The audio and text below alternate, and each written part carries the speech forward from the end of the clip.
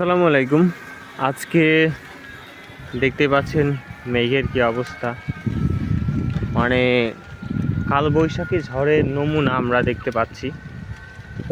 যেখান থেকে ঝড়টা শুরু হয় দেখুন মেঘের অবস্থা, এবং অলরেডি ঝড়ের কিন্তু বাতাস শুরু হয়ে গেছে। ব্যাপারটা দেখতে যেমন সুন্দর, ঠিক তেমনি বিষয়টা অনেক ভয়ানকও বটে। আমি আরেকটু এগিয়ে যাব।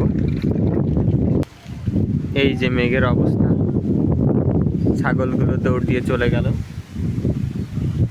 নদীর পাড়ে, কি ভয়ানক।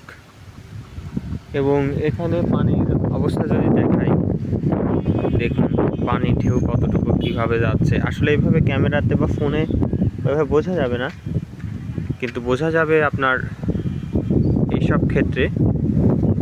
দেখুন কি পরিমাণ বাতাস হচ্ছে। আমি আমার গাছের মাথার উপরে গাছটা যদি দেখাই,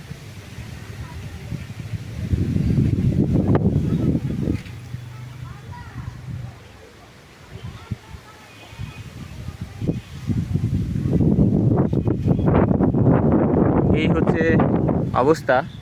দেখতে সুন্দর লাগলেও ভয়ানক সুন্দর। যাই হোক, এই ছিল বৃষ্টির আগে গ্রামের মুহূর্ত। আর ওই পাশে ধূলিঝড় হচ্ছে, ওই যে সাদা অংশটুকু ধূলিঝড়।